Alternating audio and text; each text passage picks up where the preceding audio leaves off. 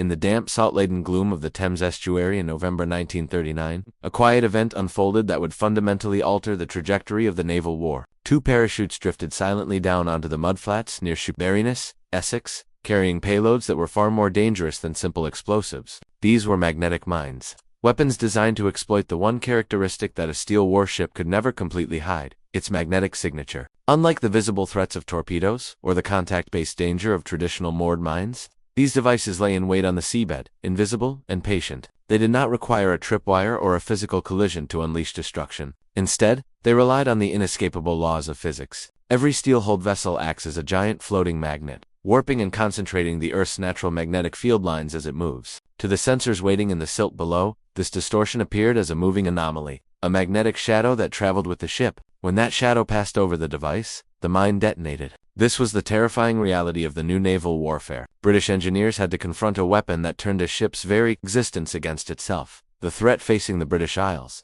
in the autumn of 1939 was existential and immediate. The German Kriegsmarine, understanding Britain's reliance on maritime supply lines, had wasted no time in deploying these invisible sentinels. On September 3rd, the very day war was declared, German U-boats, specifically U-13, U-14, and U-17, began sowing magnetic mines off the east coast of Britain. The results were swift and devastating. Within the first week of hostilities, 4 merchant ships totaling 14,575 gross registered tons were sent to the bottom. By November, the attrition rate had escalated alarmingly, with German mines claiming 27 vessels a month, amounting to 121,000 tons of shipping. The Royal Navy faced a crisis of strangulation. Traditional minesweeping techniques, which relied on cutting the cables of moored mines, were useless against devices that sat on the seafloor and required no contact. The German design utilized a dip needle system, a mechanism as simple as it was effective. It was essentially a calibrated compass needle that, when deflected by the magnetic field of a passing ship, would complete an electrical circuit and trigger the detonator. This simplicity made the mines rugged and reliable, creating a zone of denial that threatened to close Britain's ports and starve the island nation.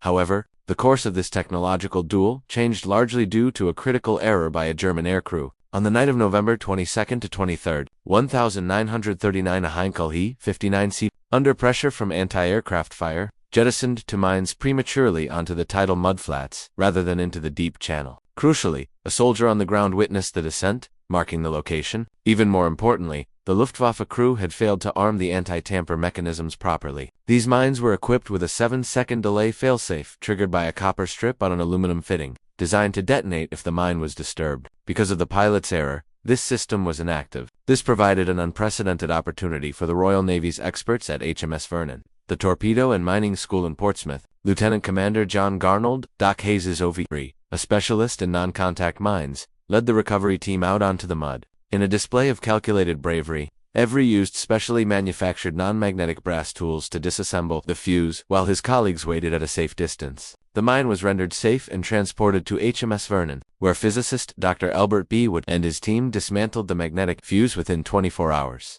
The intelligence gleaned from this captured weapon was momentous. It revealed not only the specific sensitivities and mechanisms of the German design, but also its inherent vulnerabilities. Armed with this knowledge, Commander Charles Frederick Goodhue, a Canadian-British chemist, spearheaded the development of rapid countermeasures. Within 6 weeks, Goodhue had established the scientific principles for de-gaussing, a term he coined derived from the Gauss unit of magnetic field strength. This involved installing electric cables around the hulls of ships to generate a countermagnetic field that neutralized the vessel's signature, effectively making the ship invisible to the dip needle sensors. Simultaneously, Goodhue developed the WWII magnetic sweep. This system allowed minesweeping ships and aircraft to tow long electrical cables that pulsed powerful magnetic fields into the water, triggering the mines safely ahead of the convoys. These innovations stabilized the defensive front, preventing the total blockade of Britain. But the Royal Navy had ambitions beyond mere survival. They intended to turn the magnetic weapon back against the Axis powers with even greater lethality. The British counteroffensive relied on a superior technological approach, while the German mines used the dip needle,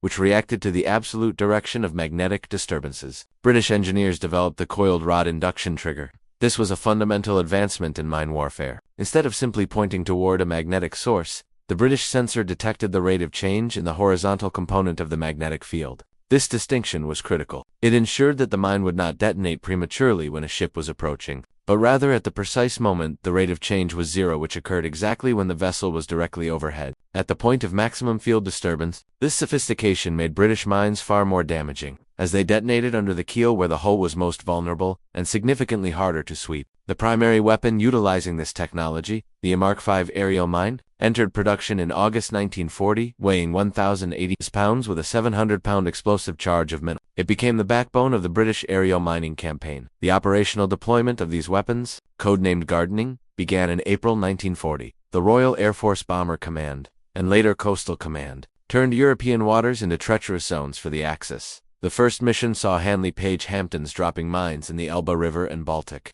approaches, with target areas given innocent vegetable code names. Over the next 5 years, the scale of this operation grew immense. Bomber Command eventually flew nearly 20,000 sorties, laying over 47,000 mines. The cost-effectiveness of this campaign was staggering. While direct air attacks on shipping were dangerous and often inaccurate, mining offered a silent, persistent lethality. In the first 20 months of the campaign, British aerial mines sank or damaged 164 Axis ships at a cost of only 94 aircraft. In stark contrast, direct bombing attacks sank just 105 vessels while costing the RAF nearly 373 aircraft, a six-fold difference in efficiency. By the end of the war, British mines had sunk 762 Axis vessels and damaged another 540, totaling over 738,000 tons of shipping. The loss rate for the mine-laying aircraft was approximately 2.3%, a price the Allies were willing to pay for such disproportionate results.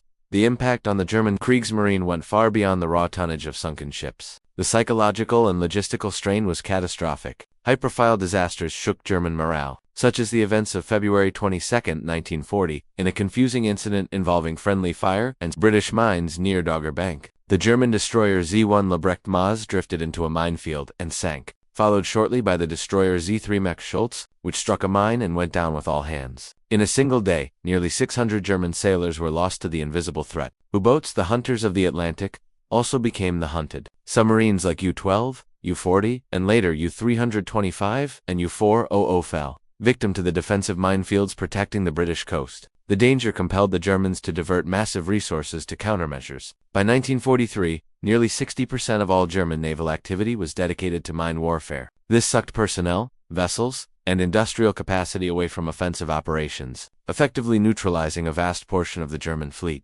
Without a shot being fired in direct combat to combat the British mines, Germany was forced to improvise extreme solutions. They deployed over 670 dedicated minesweepers and converted hundreds of auxiliary vessels. The most dramatic of these were the Spurbrecher, or barrier breakers. These were large merchant ships, loaded with buoyant materials, and fitted with massive electromagnetic coils in their bows. Their mission was to steam ahead of convoys and deliberately trigger mines, hoping the reinforced hull and buoyancy would save them. It was a suicide mission in all but name. Approximately 50% of the Spurbrecher fleet was lost during the war, a testament to the lethality of the British induction triggers. The Germans even attempted aerial sweeping, equipping Junkers Ru-52 transport planes with large aluminum hoops energized to detonate mines from the air. These pilots had to fly at suicidally low altitudes 10 to 20 meters above the waves, often causing the mines to detonate with such force that the aircraft were damaged or destroyed by the blast plume. Despite these desperate efforts, the Germans could never fully clear the shipping lanes. A German commander later claimed traffic was rarely interrupted for more than 24 hours, but British records showed that intensive mining frequently closed ports for 5 to 10 days at a time.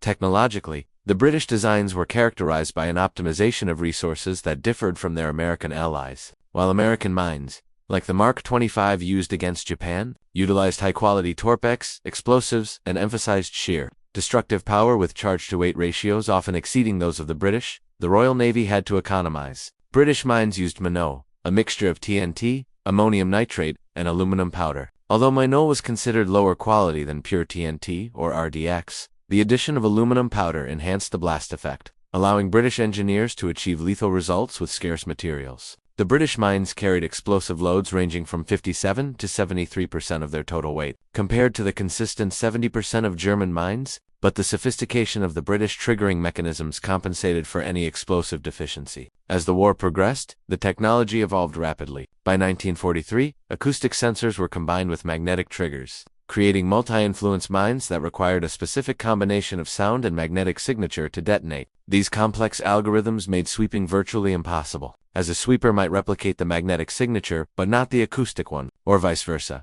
The strategic calculus of the mining campaign revealed it to be perhaps the most efficient naval weapon of the war. Admiral Thomas Kinkaid later assessed that aerial mining was of the order of 100 times as destructive to the enemy as an equal number of bombing missions against land targets. The asymmetry of time was the key factor. It took minutes to lay a minefield, but weeks to clear it. A single bomber dropping 6 mines could tie up a German minesweeping flotilla for days. Furthermore, the British introduced ship counters into their fuses, devices that would allow a mine to let the first, second, or even 10th ship pass unharmed before detonating on the next. This psychological warfare meant that even a swept channel could never be truly trusted. Prudent captains were forced to take longer routes, delay schedules, and navigate with agonizing slowness, imposing a friction on the German war machine that was as damaging as the sinkings themselves. The threat to the Swedish iron ore routes, vital for German industry, was a constant strategic headache that had contributed to the decision to invade Norway, further stretching German forces, even beyond the kinetic damage.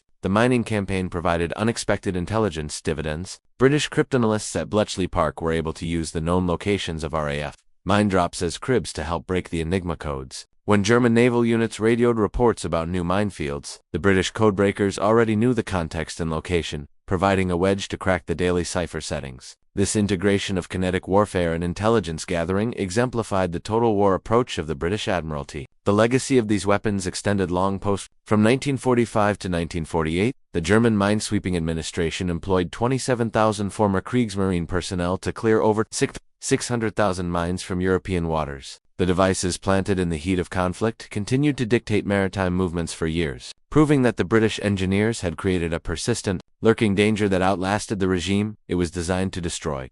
In retrospect, the genesis of this victory lay in the simple, inescapable reality of the mud. The physics were absolute. As long as ships were built of steel, they could not hide. The transition from the simple German dip needle to the sophisticated British induction trigger represented a triumph of engineering over brute force. British scientists at HMS Vernon had taken a terrifying threat, the invisible shadow of a ship's magnetic signature, and refined it into a precision instrument of denial. No radar could warn a captain of a mine sitting 5 fathoms down. No lookout could spot it. There was only the hum of the engines and the knowledge that somewhere below, a coiled rod was waiting for the slight, invisible warp in the Earth's field. It was a weapon of pure mathematics and physics, deployed in the cold darkness of the sea, which ultimately strangled the naval ambitions of Nazi Germany with a cost-effectiveness that no other weapon system could match.